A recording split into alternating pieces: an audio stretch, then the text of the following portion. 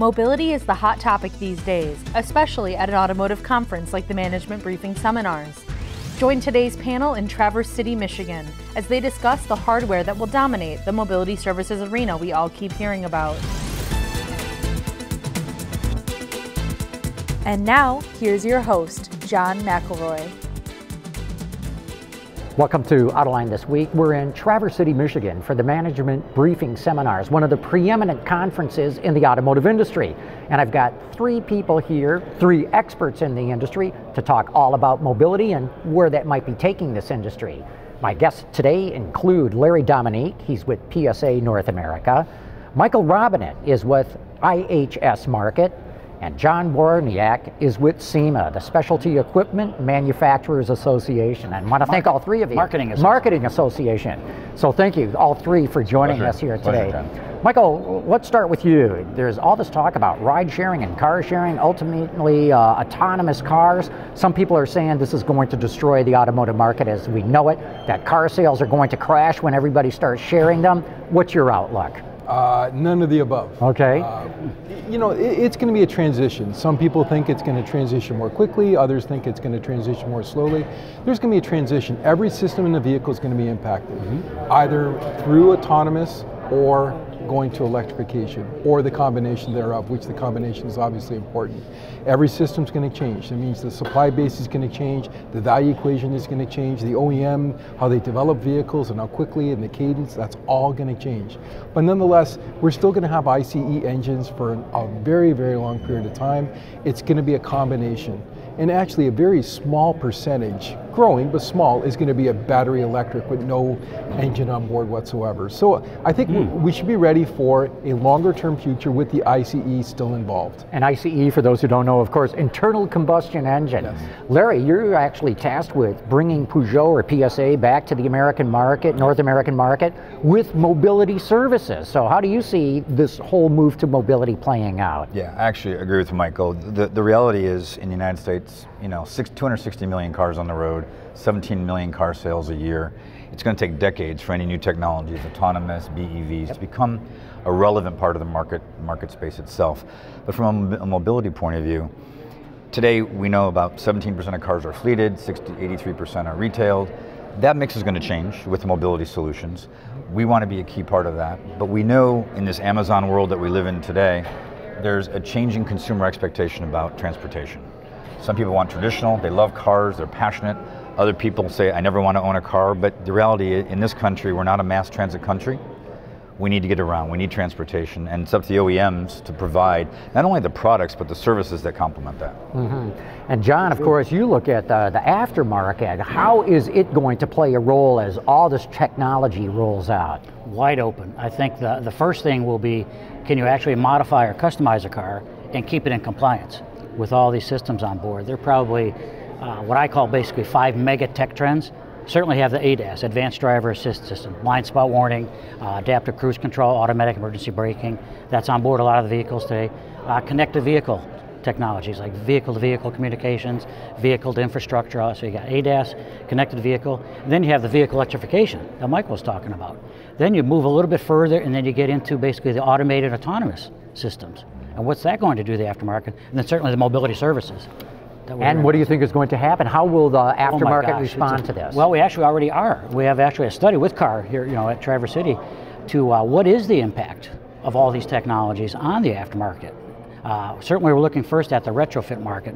Can we put like rear view backup cameras on a vehicle that didn't have it as it came from the factory? That's fairly easy. We'll call that the low-hanging fruit. But as we get into some of these systems, active safety systems, that requires quite a bit of systems integration, systems engineering. That's kind of a shut door right now, so you have to develop the engineering capability, and you have to know what you're doing and do it the right way. Yeah.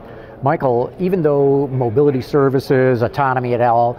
May not affect new car sales right around the corner, the ride-sharing business is growing by leaps and bounds all over the world. Sure. The automotive industry, of course, is an industry predicated on scale. Automakers need to make millions and millions and millions of cars to pay for this big upfront investment that they have to make on it. I would think that even a slight drop in the market is going to start to cause pain for this industry. You know, it's interesting. One thing that we're seeing is the number of new engine programs after, let's say, 2020, 2021, dropped precipitously. Why? Because the OEMs are standing back going, okay, I've developed a whole bunch of new engines. In fact, Ford and GM and Chrysler all have brand new engines launching between 18 and 20, at least in this market. Toyota and Honda as well. After that, they're probably thinking, well, I've got to use my capital towards electric motor technology, battery technology. I got to continue to differentiate. So I do agree. I think one of the problems is how big are those bets going to be? How much are they, and what technologies are going to bet on? And battery technology is going to change much more swiftly than engine technology. And that's one of the big unknowns within the industry and how the OEMs are going to treat that. You think the Gigafactory is going to help with that? It will, but we need at least 11 or 12 more of them. That's the other problem, is we don't have enough battery capacity given the regulations that are being talked about. So there's a major disconnect there. And the reality is, tied into mobility, most car sharing services, as you know today, are in urban centers, right? Yeah. They're in big cities where electrification actually makes more sense. Yes. You know, the range isn't an issue, the infrastructure is a little bit, is complicated because they have to build it, but it's easier to use electrified vehicles inside urban centers. So I do believe mobility will lean more towards electrification in general than the general marketplace. Well, you're going to be providing mobility services. Are you looking at doing that with electric vehicles? We certainly are, John. We're looking at the entire spectrum. For example, depending on what type of mobility service you're going to offer, if you're offering a service where people can borrow the vehicles or rent the vehicles for days, electrified vehicles are more of a challenge. But if it's a closed loop or a free-floating system within an urban center, electrification makes a lot of sense. You know, it's interesting, you, Larry, is moving to mobility services. You know, basically the way we grew up, cars were works of art, power, fashion, access, and fun. I wonder if the autonomous era, as we're entering to now with some of the vehicles, and with, you know, basically ownership, usership, and sharing, will there still be a love for the cars? Will there be a autonomous automotive lifestyle that gets created? Boy, you're hitting to the heart of my heart. Yeah. You know, as an industry guy who loves cars his entire life, grew up in this industry. It's interesting, when I look at the entire car park and the shift towards a percentage of mobility, towards retail, autonomy, I've talked to all the autonomous automotive producers or producing the technology. Sure. It's going to take decades and decades and decades to have enough autonomous cars on the road to influence the car park whatsoever. But even at the end of the day, I still believe 20, 30 years from now, there's going to be 40, 50, 60% of the cars are sold the way they're sold today, meaning between a consumer who wants a branded element or a branded vehicle and someone who's passionate for that. But private ownership, you mean? Private ownership. But when you put these vehicles in mobility services, they can be much more ubiquitous. Yeah. The brand is a lot less important when it's just sitting there on the curb and just being rented on an hourly basis than it is for someone who invests that $30,000, $40,000. I look at someone who gets on a school bus. They don't care what kind of school bus. It's yellow. They don't care what color it is as long as it gets them to school. But I think obviously the Mercedes and the Porsches and the Lexus brands of the world, they're going to want customers to want differentiation. That's going to be critical to driving value in this market. Yeah. Well, in fact, Rolls-Royce showed its vision for what a level 5 fully autonomous car would be. It's very highly styled. So that tells me, certainly as they look into the future, people will own their own autonomous cars, and styling is still going to count for a lot. Well, absolutely. The brand itself, for me, when I'm positioning a new brand in North America, it's all about the brand positioning.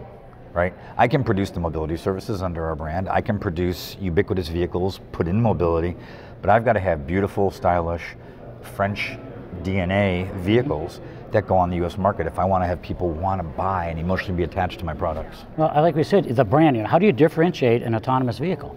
Is it going to be through the software? I mean, it's kind of like Leah Curry talked about yesterday here at the seminars. Can't wait for that country song to come out where basically, the car leaves the guy, it's raining, it crossed the railroad tracks, something happens. So, we heard a lot of songs about cars. What's it going to be? Your robo-car. What's the song about robo-car? Robo-love? Robo-love. I talked to somebody who's deep into this autonomous technology, and they said, today, or the world we grew up in, we'd brag about my car's faster than your car. What she said in the future we're going to be bragging about is my car's more autonomous than yours. Or smarter than yours. Well, no, autonomous, because yours might be able to go down the freeway, but mine's going to be able to go across the football field for the tailgate party, and yours can't do that. Interesting. So we're going to see a change in that regard. But I think when we talk about autonomous, I worked a couple years ago with World Economic Forum on a mobility workshop. And what we were talking about was infrastructure. It's not just the cars, it's do you have parking that's autonomous? Do you have toll gates that are truly autonomous? So there's an infrastructure element to really marry the autonomous technology with the world around us. And they were talking, in LA alone, it was like $1 trillion investment, just in LA. So these things have to converge together over time, and I'm probably a little too old to say I'm going to see the end game, but at the end of the day, it's going to require this marrying of infrastructure, governments, and providers. You bring up a good point, John, when smarter versus autonomous. A lot of people think, well, the smart car is a smartphone on wheels, but an autonomous phone puts that in context. Smartphone you can understand, but an autonomous car is even further out on that spectrum. That's interesting. It's also interesting to understand what really is going to be differentiating vehicles in the future. So exterior styling, interior flexibility, but it's also going to be part of that service. Maybe Rolls-Royce picks you up. Maybe you can get a Rolls-Royce level 5, pick you up and drop you off at the country club, and it only goes to the country club or something like that. There's going to be different levels of differentiation versus what we see today. Well, let's talk to the guy that's going to sell mobility services. Do you see a stratification of services, El Cheapo to a Rolls-Royce level of service? You definitely could. I mean, we already see there are companies out there today there's one company I've dealt with that does subscription-based ownership. And they have 3 different levels, and it's literally stratified from a standpoint of demographics, right? Okay. But also the vehicles that are used, each one of those stratas varies, right? The comfort level, the quality, and everything else. But when I look at the services side as well, it's not just the car and providing the mobility services to the car. It's how do the people get the vehicle serviced? How are they taken care of on a personal basis? If that car has to go in for service, what other services do I offer them to provide them something in the meantime? So it has to be a completely connected service. Today we engage on the OEM side with a customer about every 5 years. Buy a car, wait, buy a car, right? And we try to engage with them on the medium, but it's mostly the dealers engaging with them. Now we have the opportunity to engage and help them with their life cycle through the entire ownership process. Michael, you said something interesting about the flexibility of interiors is going to change with autonomous cars or even ride sharing. Go a little bit deeper into your thoughts on that. Well, I'm going to steal a concept from someone a lot of us know, Larry Burns. And Larry who used to run R&D at General Motors. R&D at GM. And Larry said something very interesting in a recent conference that I was at. He said, if you're in a geofenced environment and you know that none of the vehicles are going to be able to hit each other and they'll be able to evade pedestrians and all of that, there's no real need for all the safety equipment that you have on today's vehicles. They estimate that probably over half of the mass of the vehicle could go away. If you really think about front and rear collision, side collision, rollover, all the safety content. Now, I'm not saying that as you sit in your seat, they may not want you to put a seatbelt on just for kicks and giggles, but the flexibility of being able to turn your seat and different options within the vehicle, the interior is going to be increasingly a major differentiator versus even the exterior going forward. But that has to be in a universe where every vehicle around you is the same. It's got to be geofenced. I agree. Right. And that's I agree that's unique and that's isolated, but that very well could be a situation in the future. Well, when you think about cities, especially in Europe, talking about banning internal combustion engine vehicles and the congestion pricing that's already been used in London, you could see that's not a too difficult stop or step to take to say only autonomous vehicles can operate in this area. But John, I want to get your thoughts on this idea of how important the interiors are going to become, because I would think that the aftermarket would be all over this. Absolutely, it's basically the experience. Is it a driver experience, a passenger experience, or a transportation, mobility experience, whatever it may be. And I would think the initial stages of the mobility would be for events. You're going to like a football game or a motorsports event, taking that as your Uber, your Lyft, but then it would become, I think, daily drivers, where you don't have to own the car. You get to use the car, subscription model, if you will. And whatever that interior happens to be, am I going to stay connected? Am I going to work? Am I going to be entertained? That's just a whole wide era between the clash and the mashing of consumer electronics and the automobile lifestyle. What's that going to be? Which would imply maybe I want to drive a pickup truck this week, and maybe I want to drive a sporty two-door next week, maybe I want to drive an SUV the third week. Exactly. It's no longer just about a vehicle anymore. Right. Or it's a vehicle with a reconfigurable interior. And that's the key. Very modular. Because the vehicle may go 3 times longer than what we expected right now. What's the average vehicle? 150, 200,000 miles? What if it goes 500,000? Like a cab in New York, where of course the same seat that it came out with is not the same seat that it retired with. So if you think about almost replaceable interiors and being able to modify the vocation of the vehicle going forward, that actually is a very real possibility as well. No, I think interiors are going to have to be designed for quick and easy service. Because, you know, if on a high-end luxury car today, if you want to replace the carpeting, let's say the carpeting gets all scuffed and worn out, on a high-end luxury car at the dealer, it costs about $5,000 because they have to disassemble almost the entire interior and then reassemble it again. They're not designed for easy replacement. I think that's going to have to change. But Larry, I want to ask you, because I get asked this all the time when I talk about, you know, ride sharing and mobility and where it's going. The general public out there goes, yeah, but what if somebody spilled their Coke on the seat? What if somebody threw up in the back seat? How are you going to make sure that the cars that you deliver to people are nice and clean? Yeah, it's a great question. If you look at most of the car sharing services out there today, the Zip Cars, Car2Gos, Reach Nows of the world, there's different terminology that are used. Some are called concierge, whatever it might be, but there's literally fleet management where the people have to go out and inspect the vehicles and make sure the vehicles are okay. And to your point, that's actually one of the most costly elements of managing a car sharing service, is you have to make sure the cars are in good shape. Sometimes you see them, they've got damage, they've got the graffiti, they've got other things, and you've got to make sure they're clean and they're fueled and they're ready to go, or if it's electric, that they're plugged in, they're charged. So it does require logistics, and this is why some companies have struggled with car sharing and mobility services, because there is a definite cost associated with running these businesses. It's not only the cost of the vehicles. It's like if you have 500 vehicles in a fleet in a city like Washington, D.C., you have to have a good 10 to 15% of those moving constantly to validate and to get enough business that you can afford the concierge and keeping them clean and stuff. So it really is this handling the marketing and integration with the consumers. Are car dealers going to play a major role in this? And the reason I'm asking is, if you're going to provide mobility services in every community, in every county, in every city, in every state, who's got the locations to be able to do that? Car dealers do. Yeah. At least most car dealers are on the outskirts of the city though. And invariably you might need locations within the city where that vehicle is cycling around a lot more often. But nonetheless, you're right, car dealers are ready and set to do that. And it's a combination of, you can manage your own fleet management for the light stuff, oil changes, tire repairs, those kinds, but warranty work, if you have a fleet of OEM vehicles, the warranty work needs to be done in most states by law at certified dealers. So you still have to have that relationship. Well, and a lot of these vehicles particularly are going to be very software intensive. So you might have companies like Safe Light Repair, Safety Glass. I think we were talking earlier in the year of where they come out and do the software update while they're putting the new windshield in for you, because it's connected to the rear view mirror system, the cameras, etc. So the whole vehicle gets recalibrated by someone like Safe Light Repair. Yeah, but why should they come out? I mean, Tesla already can do it over the air, and I got to believe that's exactly where the industry is going to go. Yep. It absolutely is.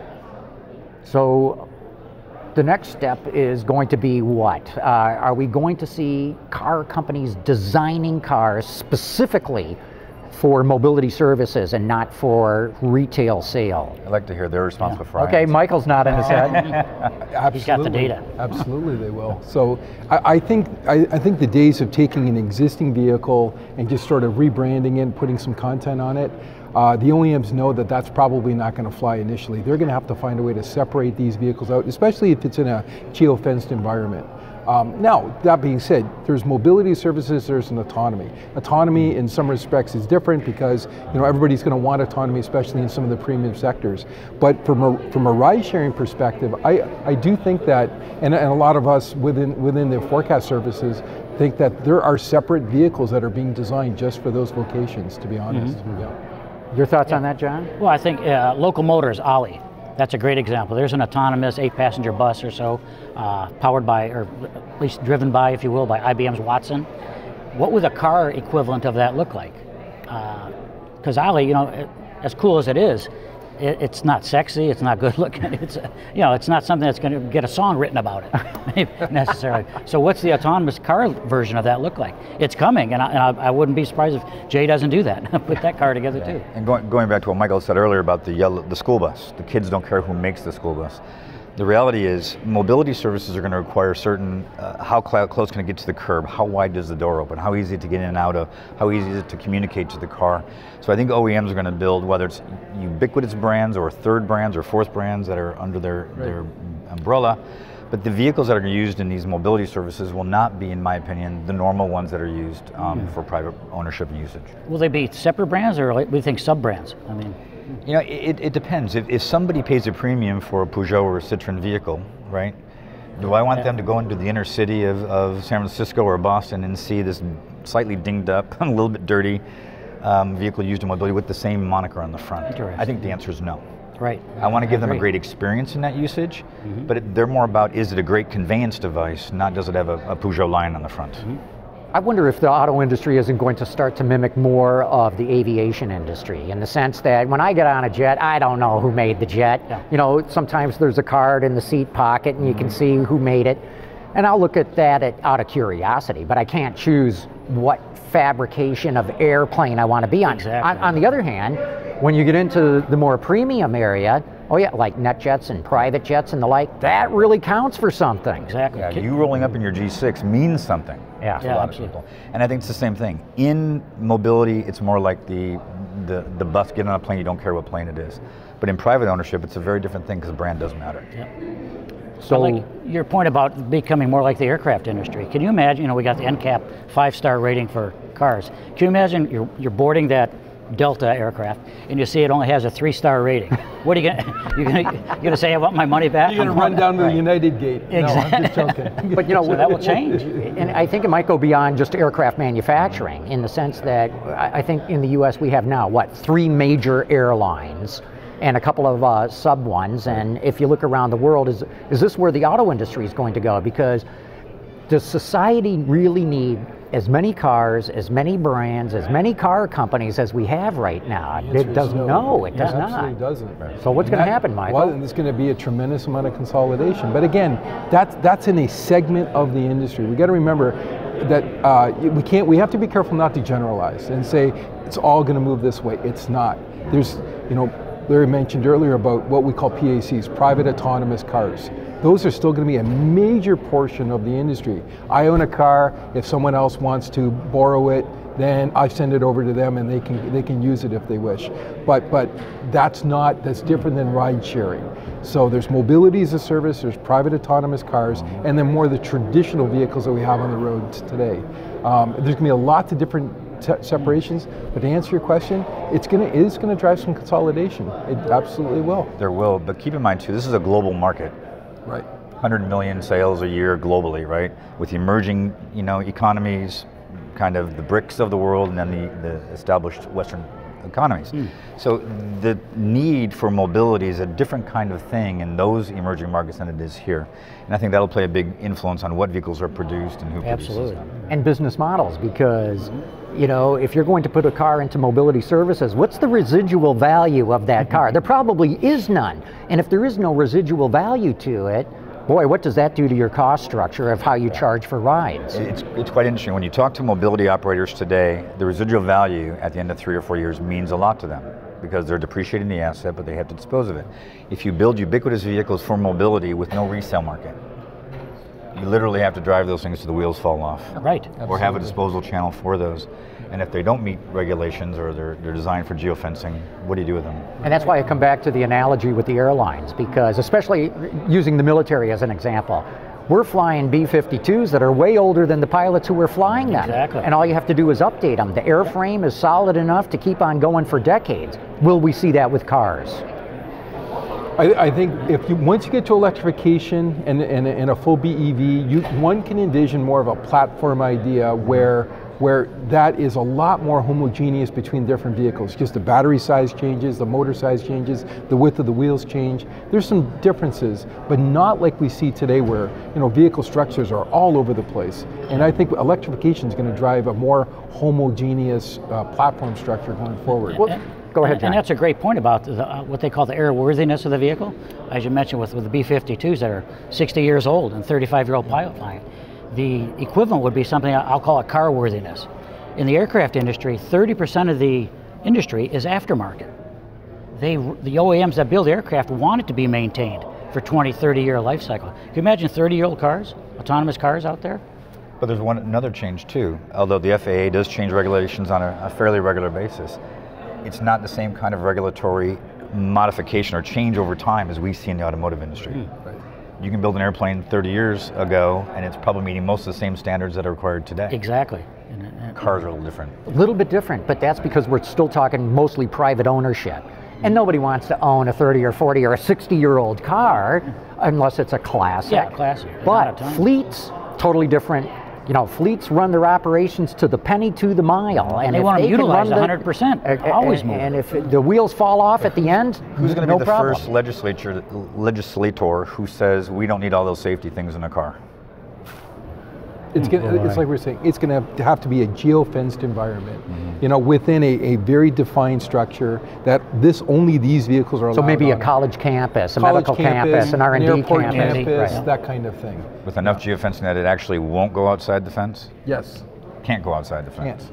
Can't go outside the fence. It's kind of like a parent that owns a car that, you know, their teenager's driving. You know, I know that you went to Joe's house, my phone told me. And it'll be the same thing. So. Well, like I said earlier, we're going to be bragging about my car's more autonomous than your car. My geofence posts are much farther apart than your geofence posts. Exactly. Yeah.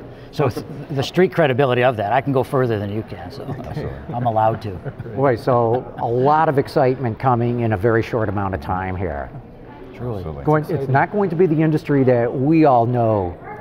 No, the degree of change has just been exponential. And what did Yogi Berra say? The future ain't what it used to be?